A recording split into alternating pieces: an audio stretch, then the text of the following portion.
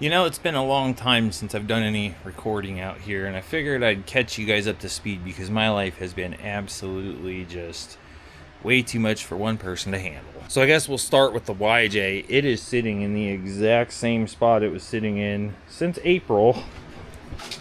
As far as like, I haven't touched any of this stuff. I laid it all out to start doing it, and then I got busy with trips and more Expo, Missouri, twice to Wisconsin, working on my trailer for those trips, and work and cars breaking down, my kid's car getting wrecked, and 20 other things. And I just haven't made it back to it yet, but next weekend, 4th of July weekend, I have a 4-day weekend, going on a little camping trip.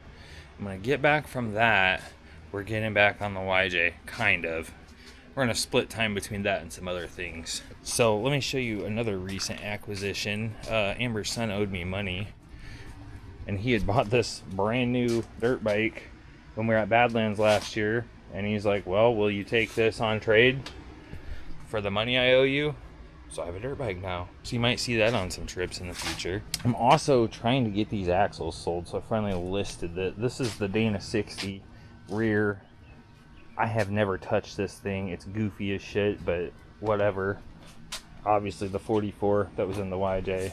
So I've done a little bit of work to those just to get them ready and stuff. The most recent videos, Dresser. Took the JK up to Trollhagen, which is in Dresser, Wisconsin, and we had a blast up there, but I tore up a lot of stuff on the JK. I'll give you a rundown of that in a minute, but the rear parking brakes, and the rear locker are messed up, so I actually have, pardon my mess, like I said, it's been crazy around here. But anyway, this is the rear locker, and the actuator's bad, and I went to pull this bearing off with the clamshell puller, and I couldn't get underneath of it, and it ripped the cage off, as you can see there. So I got a new carrier bearing coming and a new actuator, which was like $100, and then I can start reassembling it with all new brakes and everything. But yeah, the JK's a little bit wounded. And then I've had other projects going on, like my daughter, she's gotten into this costume making thing, and she's asked me to, she gave me this cardboard prototype to make her. So we've been out here working on this. It's plywood. It's got a long way to go. I told her she's in charge of sanding, but I've just been doing some shaping on it. But, you know, just stuff that takes time that I don't have. But, you know, gotta take that time when it's your daughter, right? So moving outside, again, pardon my mess.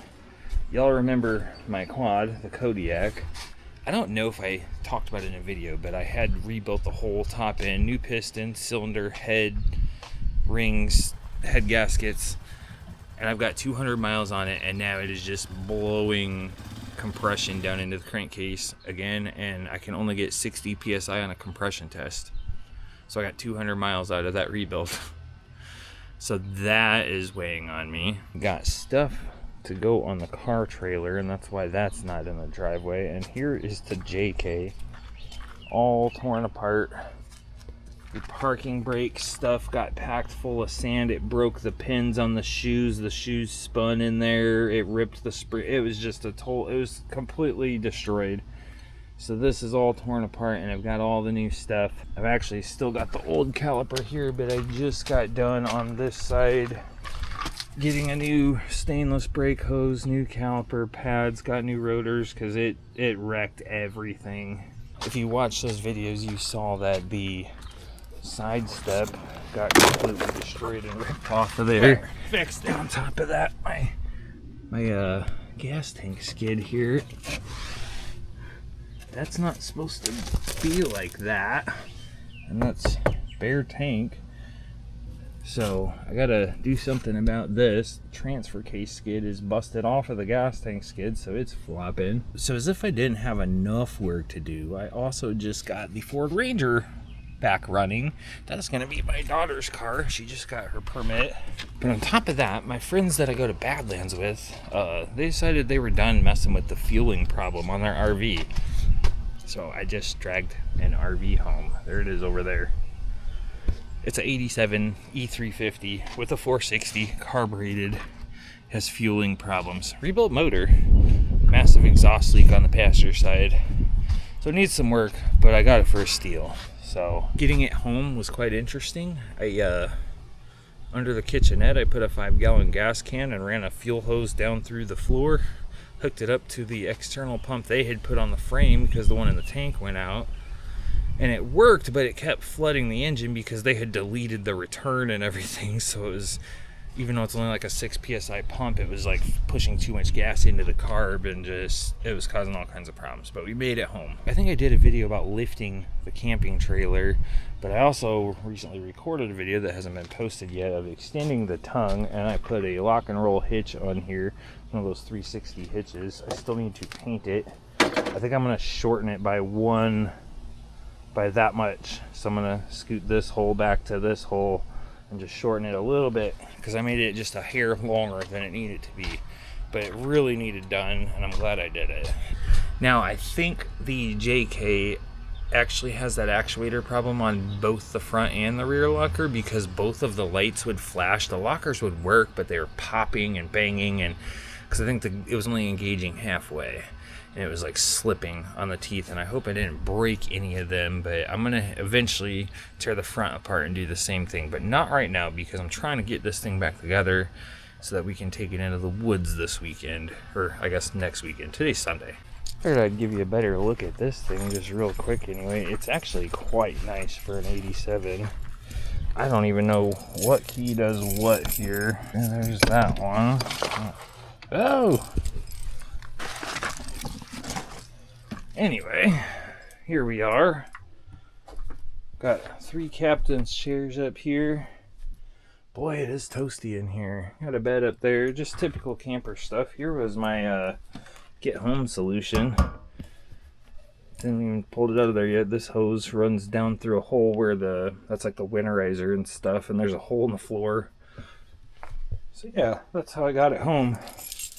Kitchen stuff, but for being so old, man, it's really nice in here. Everything's like not messed up. Dometic fridge, and then we got the 2 bunks back here. So I guess it sleeps like 6 if you could fit 2 on that one, but supposedly everything works. Got a shower, sink, shitter, fan. It does have a working generator. The air conditioner works, which is up there, and it drives pretty good. The steering needs some attention. There's like 6 inches of slop when you're going down the highway, so like when a semi passes you, it pushes you over, and then you have to correct really far to, yeah, all that kind of stuff. So this is going to be a very slow methodical project where I got to decide if I want to put the fuel system back to stock, which means dropping the tank, replacing probably the sending unit and the pump, and then getting the return system back working, and then still hoping that the carburetor's okay. Or I could use the pump that's on the frame rail and just get a adjustable fuel pressure regulator. The return line's right next to the carb, so I could just put it up there to dump the excess fuel back. And then option 3 is just get something like a Holley Sniper and get rid of the carb altogether. So I don't know. Between that and the exhaust leak, she's ready to rock. I do need a spare tire because the spare on the back's like 30 years old and it's blown. They said it just blew one day. So yeah, that's the RV. Pretty sweet though. It's so old it don't even have shoulder belts, just lap belts. 96,000 miles. She's a unit. Well, anyway, that's just a little glimpse into the madness that is my life, and it's nowhere near all of what I've been dealing with, to be honest. One of the interesting things is Amber's going to be running a bar. I know that sounds really weird, but her brother is buying a bar. He's paying her to basically run it. And of course I'm involved with that a little bit too. We actually had a different one we were doing back in February. I made mention of going to a bar to do inventory in one of the videos. That deal fell through, so we're doing a different one. So on top of everything else, there's that level of hecticness. Is that a word? I don't know. My son's car got hit and run, so I had to do radiator and get his whole front end put back together. Just a lot of stuff, but that's also why I have probably 6 videos worth of footage sitting here that I haven't had time to edit because I'm constantly just doing something. And some of these edits are going to take a while because those off-road trips or overland trips, they take a while to edit. So I figured I'd just touch base, let y'all know what's been going on, why I'm so busy, and why the videos have been kind of slow to get out, because I just don't have time. I got too much stuff to deal with. But I'm chipping away at it. Sure, it'd be cool if somebody would just, you know, sponsor my life so I didn't have to work all week, because then I could get all this stuff done. Anyway, thanks for stopping in. We'll see you somewhere. Maybe the woods of Missouri. Maybe that's the next video I'll edit. Bye now.